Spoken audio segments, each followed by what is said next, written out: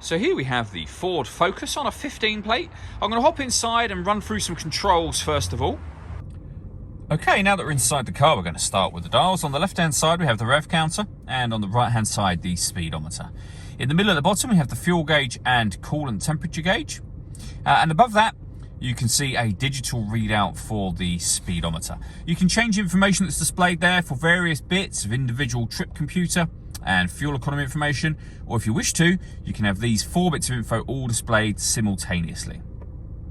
If we back out to the steering wheel, on the left-hand side, we have the buttons I was using a moment ago, just here to go through that trip computer information.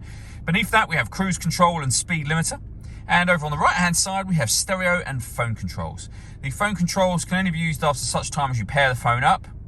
And that is done over on the touchscreen in the center just here. Hit pair phone. Search for sync on your device and select sync once it is found.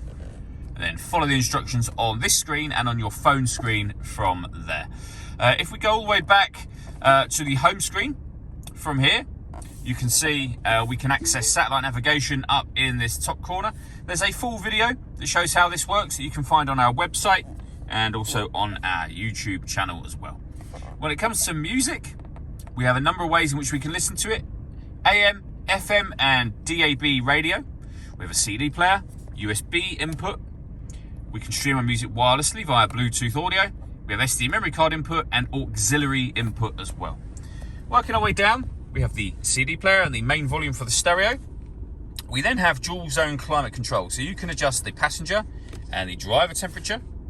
You can increase and decrease the fan speed. You can determine what direction you'd like the air to be distributed in once it enters the car. When you're happy with those settings, this button turns your air conditioning on. It'll turn it off again as well. Or hit auto. The car will now take control of the fan speed and the direction of the air to maintain the temperatures you've asked for. Any manual adjustment will override auto. As you can see, it's now gone off. You can recirculate the air that's in the car. That's a great way of heating it up or cooling it down quickly depending on the temperatures that you've set. We have a heated rear screen and a proper heated front screen as well. One of the 2 USB inputs that I mentioned just there.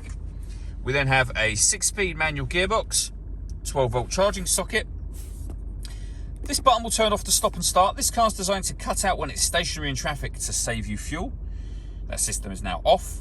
The button above that will turn the parking sensors off.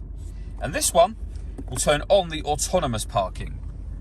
There is a video showing exactly how this works. Again, you can find on our website and YouTube channel. And all the way back in the central armrest, a second 12-volt charging socket, the USB input or a second one of those, the auxiliary input and the SD memory card slot. All that leaves me to say is thank you for taking the time to watch this video. If you'd like to come and see the car in person and have a test drive, please feel free to call any of our MJA sites. We'd love to hear from you soon.